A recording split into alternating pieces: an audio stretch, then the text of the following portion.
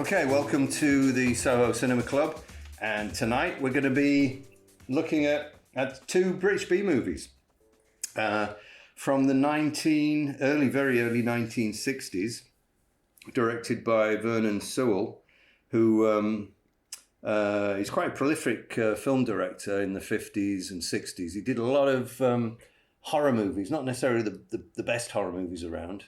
Can you remember which ones? Blood, Beast, Terror, Burke and Hare, and the other one with Christopher Lee, the one with Barbara Steele. I have no idea what you're talking. You're saying words and I don't know what they are. I can't remember. Hold on. The one where she's painted green. And Sean's looking it up. That episode of Star Trek? No, the Green Lady? No, not that one. Seeing if I can get it before he finds it online. Mm-hmm. Crimson, Crimson, Curse of the Crimson Altar. Wow, I remembered it. Anyhow, Vernon Sewell, and he made a lot of really interesting, pretty cool. Yeah, also known as Crimson Cult. That was in the US, but Curse of the Crimson Altar is the UK. Yeah, Sean. It's a Tygon film. God, he's so ignorant. And one of the later films of Boris Karloff, though sadly confined to a wheelchair. Anyhow, he did make a lot of B movies. I've had a great fondness for British B movies, and they don't get a lot of respect, and they're not really curated the way B movies and film noirs are in the US. Yeah. So it's nice to see we've got this fantastic BFI Blu-ray, which is predominantly for the film called Strongroom. We'll watch that first, and then we're going to watch the second film on this, The Man in the Back Seat, which I did watch on YouTube years ago, and then someone took the whole sort of channel down. It had some amazing B movies. As the way it goes with most YouTube channels. Yeah. Yes. So anyhow, let me introduce my two co-conspirators. Hello, boy. Who? Oh, me. I'm Jared. And me, I'm Sean. And Sean, you are... I've worked with Miles throughout the years, and you work at the Eastwood and program. I do, and I work at the Eastwood and program occasionally there, don't you? Yeah. And Mr. Jared, I make props for film and television, amazing miniatures as well. And he's probably one of the best in the business at painting miniatures I've ever seen. Oh, stop it! Yeah. Oh, you. So the first is Strongroom, a 1961, a film by Vernon Sewell, a PG rating. And who wants to read out the synopsis or give their own synopsis, just because we haven't... Jared's doing this. A trio of small-time crooks' meticulously planned heist on a suburban bank goes awry, leaving the manager and his secretary locked in an airtight vault over the weekend.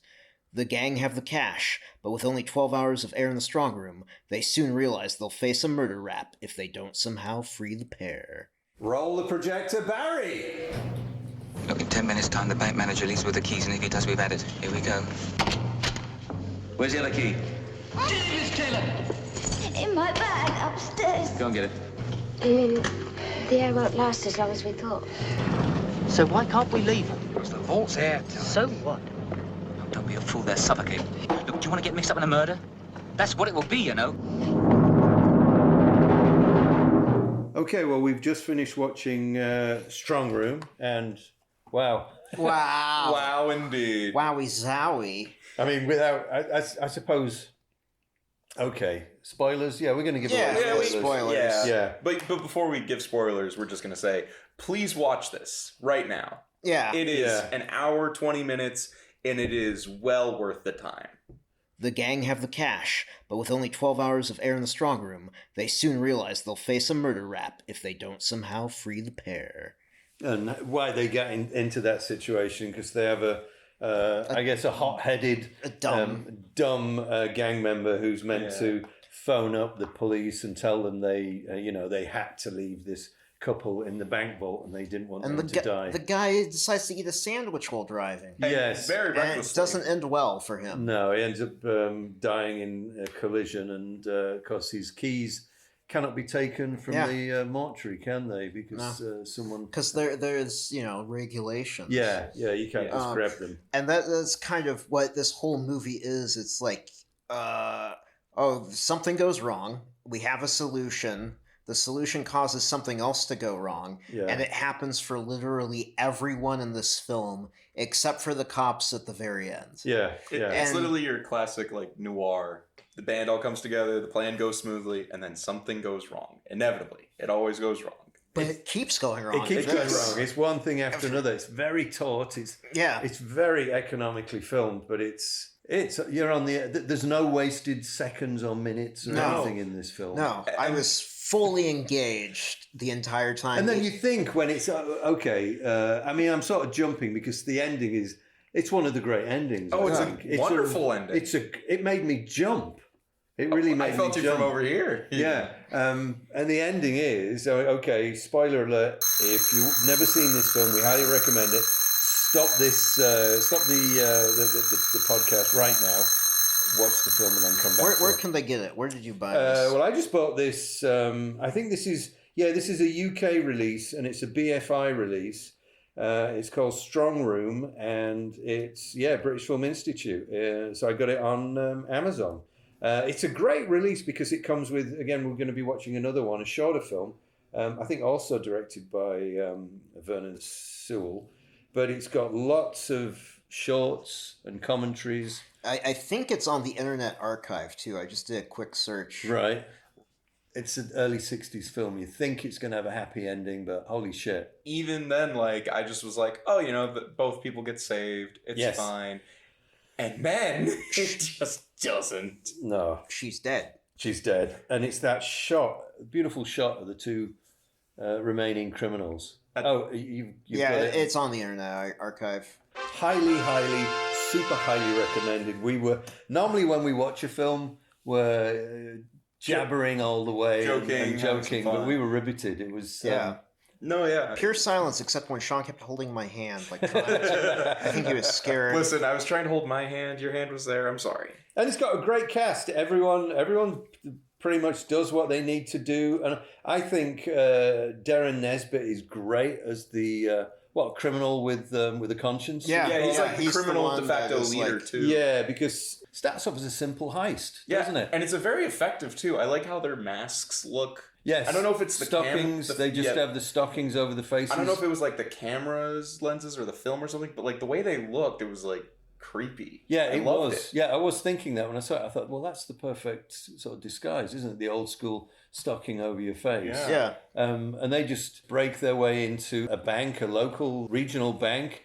Closing time. It's going to be a bank holiday weekend, so no one's going to notice. For Easter. For Easter. So they're not going to reopen until a Tuesday. This is a Friday. Everything seems to go well. They tie up the manager and the secretary, and it's only when there's some cleaners who come in early that they panic, and they have to put the manager and the secretary in the vault, or else the cleaners will see them downstairs. I guess originally they were just going to leave them outside the vault tied up, and then they would get loose after a few hours, but the villains would be away and free. I just love how this was shot, edited, because it'll go from the criminals back to the people in the safe, back to the criminals, and then maybe we'll jump to the police, but it's just unfolding. Yeah, it doesn't feel like there's any padding. No, there is no. You can't. There's no real, stupid love interest. There's no, the police chasing someone endlessly. Yeah, it's like one surprise after another. Yeah. Speaking of surprises, I just want to. When the gun is shown, it's a toy. It's a toy gun. And when he pretends to betray him, I was like, is this where he shoots him? And then it's just a air gun or something. Just something so naive and simple. And then in that next scene, his brother is found to be dead. Well, the police knock on the door. The police knock on the door. Yeah. And you're like, holy shit. And they're there just to say that the brother has been killed. Yeah. In the car accident. In a car smash up. And they go from just joyous to oh my God, my brother's dead. And what are we going to do about them now? I would say what's interesting is Darren Nesbitt, he's had an interesting career. He played number 2 in The Prisoner. I am not a number. I am a free man. Colin Gordon, who plays the bank manager, also plays number 2. Number 2. We don't seem to have seen a lot of each other. I haven't seen very much of you. People don't really watch these films. They're never screened anywhere. British films, it's usually the big A-list films, and from the 60s, it's only certain movies. Mostly Hammer. Yeah, or it'll be famous. If it's a famous one, it might be Italian Job, Michael Caine. I was reading about this. This did so well. It started off when it was released in Leicester Square, it was a B feature, but it did so well and got such a positive reaction that it became an A feature. But yeah, Darren Nesbitt, he's also, I remember seeing him, he's got a very unusual face, and you can tell he's good at playing villains. He's got that sort of villainous face, but people may recognise him from Where Eagles Dare. He played Major Van Houten, one of the Nazis. The main memory was Burton drinking, Richard Burton drinking 4 bottles of vodka a day. In The Castle, but he had his hair bleached blonde for that role. And then his career went kind of weird. I guess the nature of the British film industry in the 70s. He did his own softcore porn comedy, his own version of, he actually directed his own version of a confessions movie. The Amorous Milkman. There's one thing none of us can get enough of. In the morning, after lunch, after anything. He's the first one up in the morning. He's the last one up at night. Never has one man ever delivered so much to so many. No wonder they call him the Amorous Milkman. I've watched it, and it was one of the worst. He was also in The Playbirds. Oh my God, he was in The Playbirds. He was in The Playbirds.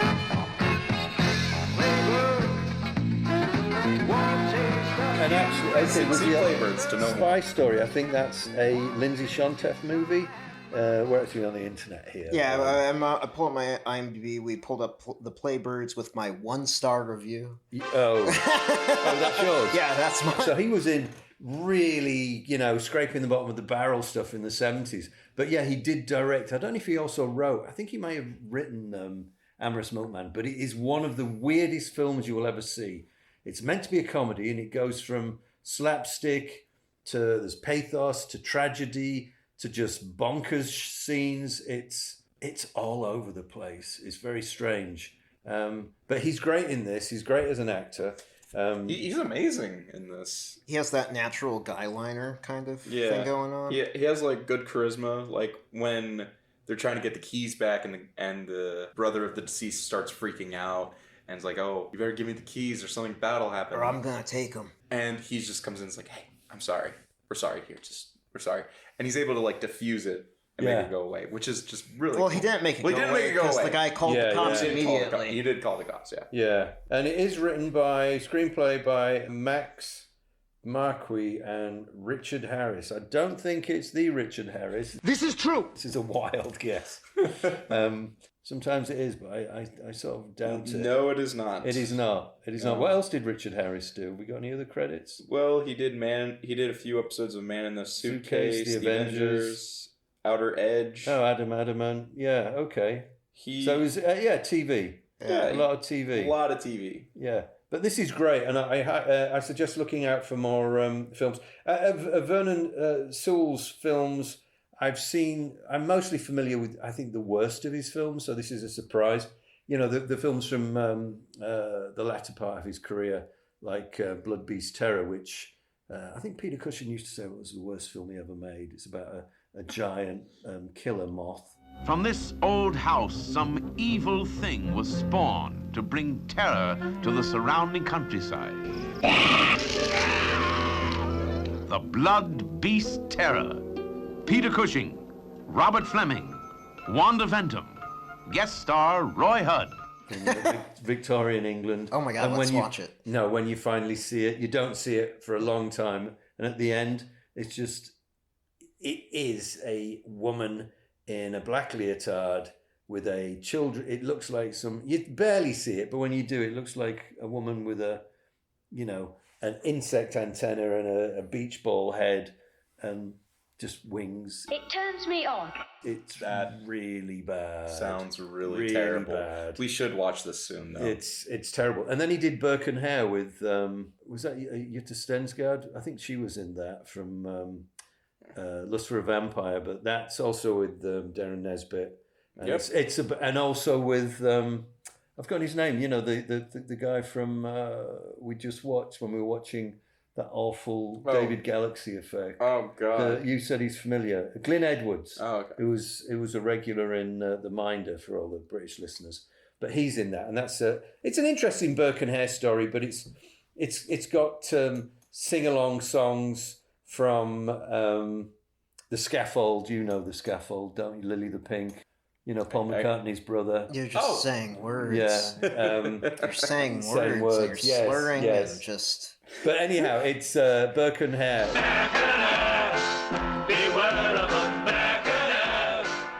Interesting film. Lots of nudity. It was basically less a horror film and more exploitation? Sex exploitation. Sexploitation. But so Saul's Career. This is a great one. Probably his greatest film.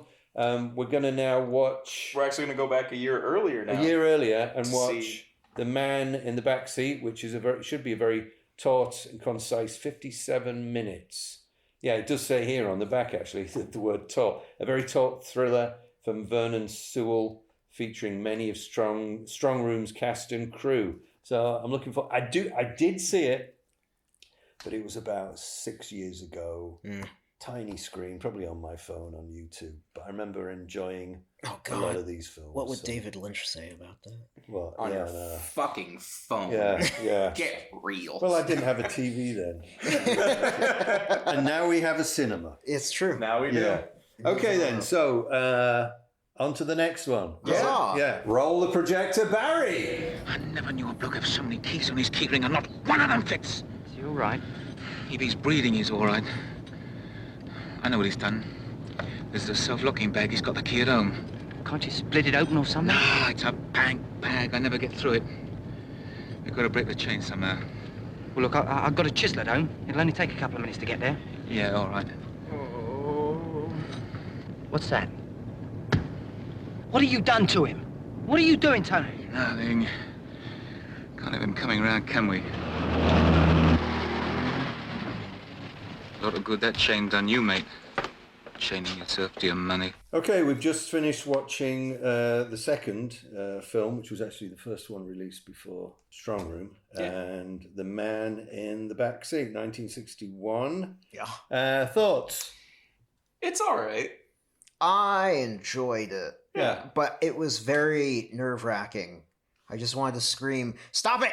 Stop doing that! Stop it!" Well, it's one of those. I mean, the construction is... Get on with it. You can see, like, okay... Yes, get on with it! Well, it's all crime capers that you watch, isn't it? The joy is seeing it all go wrong. Yeah. And then one thing just leads to another. I think the simplicity of the strong room helped.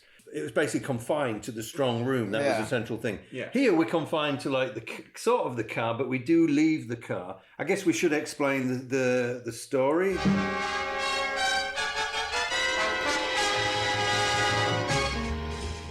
Yeah, do you it's these two lads who are played by Darren Nesbitt and Keith Faulkner, who were also in our previous film. Yeah. Playing similar roles. But though. reversed. Yeah, Kind of reversed, yeah. Now Darren Nesbitt is the cold-blooded criminal. The only similarity I'd say is that, like, Darren Nesbitt is still the leader in a way. He's still leading him, telling him what to do. Yes. Yes.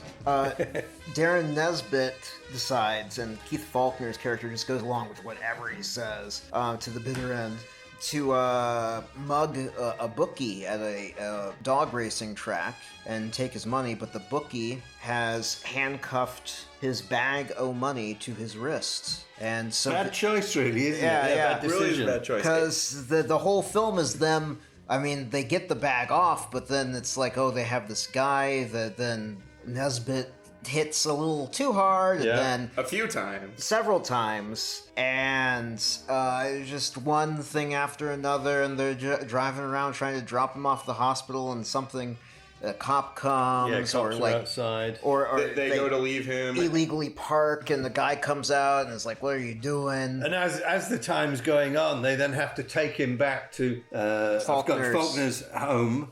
His wife, that's newly married, is Carol White, very young Carol White, famous for Poor Cow. Yeah, they have to just make sure he's alive, which actually is part of the story, really, and it's part of the twist. Again, spoilers. I do like the shots where whenever he's like in the car or even like on the bed where you sort of see him breathing. I kept checking, like, is he still alive? And for 1961, it's a vicious movie. Oh, yeah. Oh, yeah. What? again, it's like the first one is the first one was it 61 or 62? 62. I mean, this one though is an incredibly vicious movie. It's not so much the violence. We don't see the violence as much as the after effects of the violence. And the brutalities is their attitude towards this victim. They keeps blaming it on the victim. Oh, it's his own fault, and they're bookies are all they're all criminals. We would have dropped him off at the hospital if he had filled up his tank, or if he had taken care of his tires. It's not their problem. And spoiler alert. I mean, if you want to watch this, and this did come as an extra with the Strong Room Blu-ray, but so you can stop the podcast now if you don't want to hear the spoiler. But the victim does die in a horrible way. What? Yeah, and we're not sure because of Nesbitt. Like, is it? Was he actually? I think he was still alive. No, he was still alive. He claims that. No, we saw him move. We saw the victim lying on the ground, and when they dropped him off on the ground. Before we say that, Nesbitt claims he's dead, so he takes him out where the whole crime started, and by the dog track, and he gets Keith to run him over, basically. Yeah, I think he's trying to get him to make some sort of skid marks and things like that to make it look like there was an assault going on. Or a robbery. Yeah, something like that. Well, robbery does go wrong. But when they put him on the ground, we do see a shot where they do that. It's obviously it's intended to be quick, so you're not entirely sure. Yeah. But he does move. He opens his mouth and they cut away. So that because of course he could be dead and it could just be the body, just sort of like muscles, just because we do see that earlier where he's in the bed and like gasps, which was kind of like knowing the character of the lead, Darren Nesbitt, he was alive and he got the other guy to. Although we don't know, he could have been lying, though, couldn't he? His entire thing is lying. Lying, yeah. He'll do anything. He'll lie to any person about anything. Yeah, it's shown earlier when he essentially leaves him behind. What? Because because that's interesting. Okay, so they're driving around thinking of taking the victim to the hospital, aren't they? Yeah, and then they see a cop car and they're like, "Oh, we'll just drive." And then they run out of gas. Yeah. Nesbitt's like, "Oh, I'll go get gas from the gas station," and then he gets a black cab and disappears. Goes away. What? Next time we see him is at the apartment. The basement. Yeah, and then he immediately is angry with Faulkner's character. Yeah, and he claims that "Oh, you cheated me. You were going to leave me with the body." So overall, I enjoyed the second one a lot. Strong Room is a almost pitch perfect movie. I thought. I would argue. I really thought it was. It knew what it was doing. It knew where it was going. Every scene was important. Everything was laid out. There was no padding. The man in the back seat. This occasionally I thought where's this going? And then it's like, are we going back again?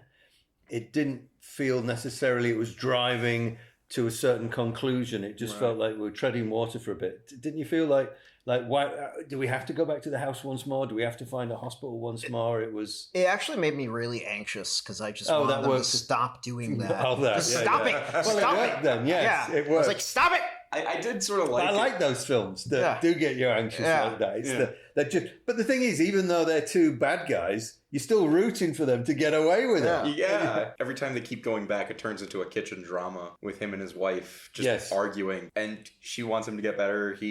And to not listen to his friends. Well, to not do a murder. Yeah, to not do a murder. Which I think is fair. Fair. If a wife asks her husband not to do a murder, I think that's reasonable. No, yeah. And the ending where... it turns almost... Finally, what was it, Keith? He sees the man in the back seat. Yeah, so it turns into almost like a Tales from the Crypt thing.